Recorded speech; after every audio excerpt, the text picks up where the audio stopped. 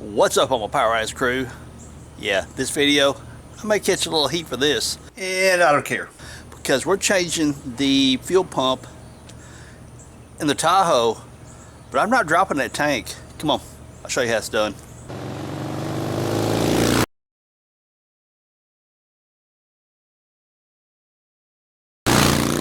So once you get your metal cut out, you got all these shavings going on down below, get that mess cleaned up, because you don't want that to get inside your fuel lines or down inside your tank.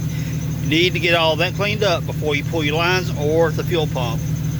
Right here, the angled part of it got into one of the body support bracings right there a little bit.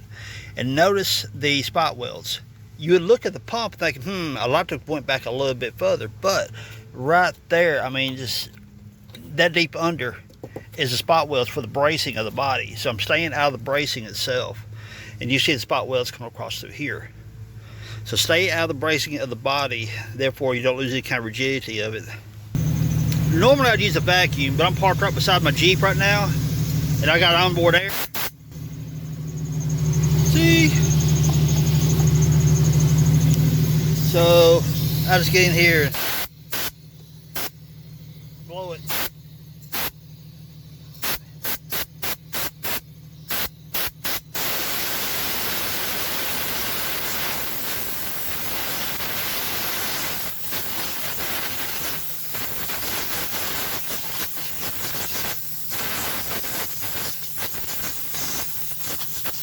That onboard air compressor on my Jeep, I have used it so much. Blowing up tires, small air tools, this, I mean, it's very handy. Take your top cover off, put your rag underneath that Schrader valve on your fuel pressure line right there, on your fuel line. And you take your screwdriver and press on that Schrader valve right there. If you've got any fuel pressure, it'll blow it out into the rag. But since I'm holding the camera with one hand, normally what I do, I'll put the screwdriver in position, take the other hand, hold the rag up like that so it don't blow back in my face. Because, well, gas hurts. So, but you see right there, I've already drained the pressure down.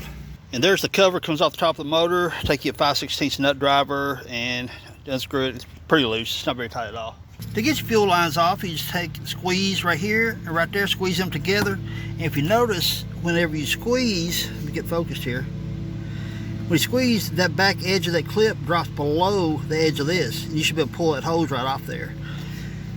After you bled down your pressure, when you pop your line, you're gonna get some fuel, as you see right here. Just once it quits running, tuck it up on your edge right there, and it'll keep from it continuing flowing. Almost got froggy. Pull up your little clip right here, slide that off. And this one, you push right there and pull it out. But actually, I need both hands to do this one. I think I heard a snap.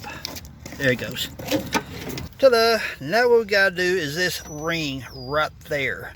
That's what holds the fuel pump inside the tank. And if you look real close, here you can see a wide gap and narrows right there. Because when you take your edge of your screwdriver and tap that ring around that way, it allows these hooks here to go through that wide gap in that ring, allowing that top ring to come off, and then you should be able to pick the pump right up out of there.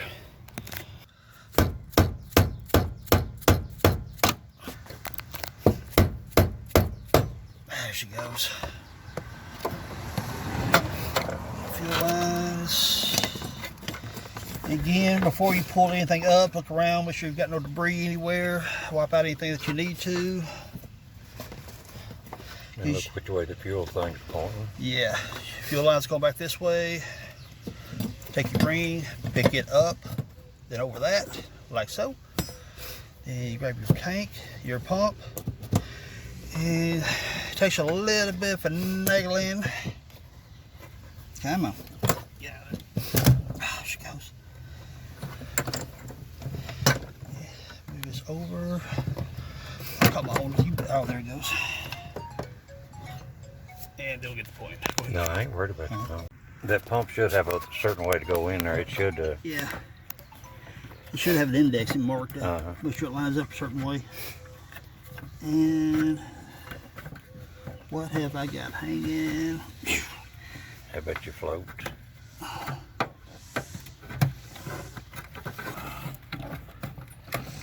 And that's your O-ring seal.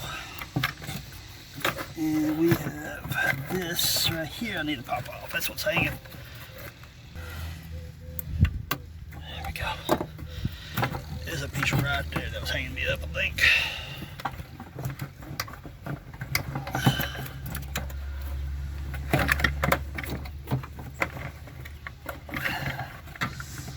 Everything's coming apart.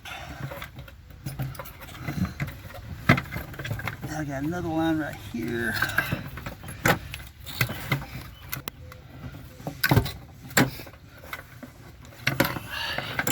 There's our 2 fuel lines that are hanging up. And I'm sure there's a float.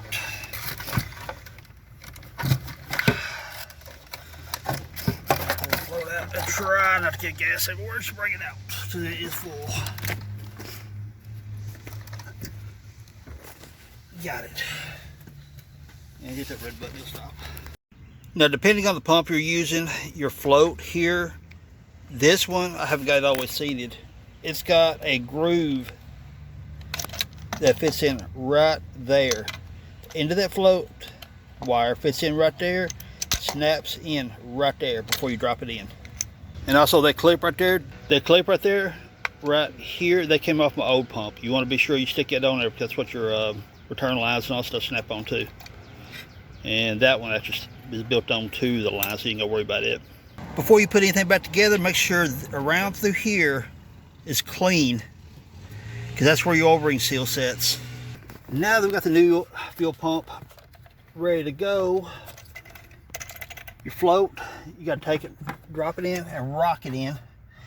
Your 2 lines there should stay stationary right there, kind of waiting, hang out, waiting for you.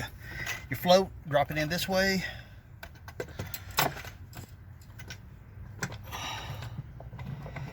And the pump body should drop in. Watch all your stuff back here. And I've got my O-ring already kind of pre-installed. Rotate your pump around. Okay, having camera difficulties. Let me reiterate something. Those 2 fuel lines here and here. When you drop it in, you've got some fuel lines on the back side of the tank. If you take, and before you put those lines on, I don't know if you can see it now. If I can get folks down that hole. I'll pop a little arrow up on the screen. If you look, there's a black fuel line right there. You tuck it in first. That will allow your pump to shift backwards like this. Therefore, making you be able to snap that line on and that line on much easier, because you see how the pump rocks backwards. Make sure your O-ring is seated within inside that groove down there. And that pump's gonna feel like it's pushing up on you, like it's got resistance on it, and it does because it's got springs on the body. If you noticed it before you put in, it's pushing up. That allows you to keep that pump and all that thing submerged down inside there. That groove, that tab right there has got to be between those 2. You see these are pointed the right direction. The hook and fuel line's up here. So now we got to take our ring, tuck it in behind that.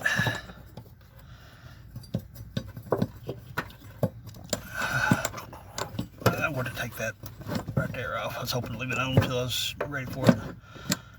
There we go. Let that drop in, and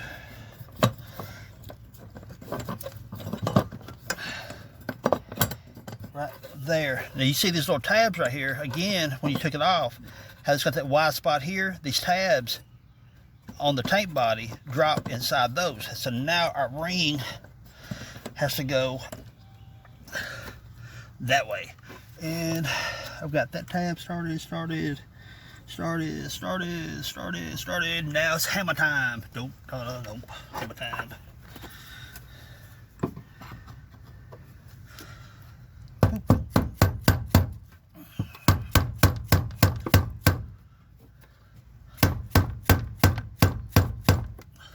I can smack it, sucker. Right there, see that line right here? You'll notice that's a raised area on the ring. This tab here has those little indentions. Your goal is to get this all the way over to that, till the end of this stops on that. Then you've got everything locked in place. This locks inside all this to prevent the ring from backing out. Finally got it. So here's what I was talking about. You got that line right there? It locks between those two indentions right there. And what that does, it provides a lot of pressure, downward pressure on that ring right there, which squishes down on that seal to make sure your tank maintains pressure inside of it. And those two divots prevents that ring from backing off.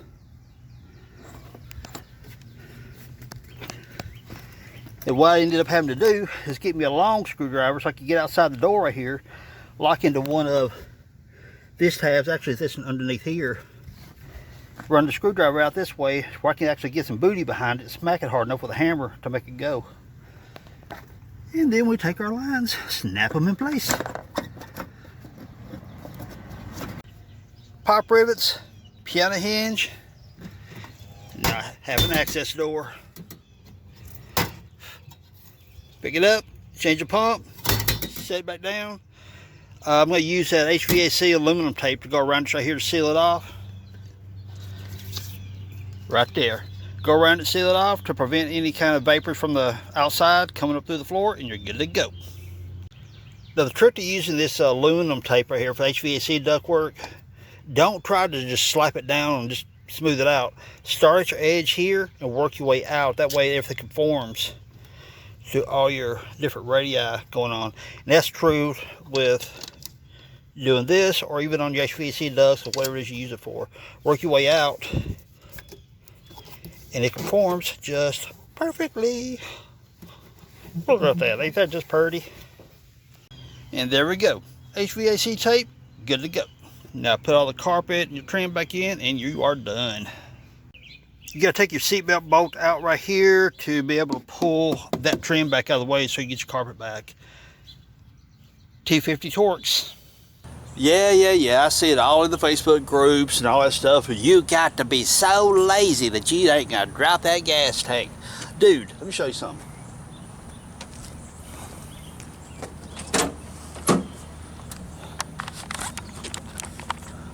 Look at there. I did it to my YJ as well.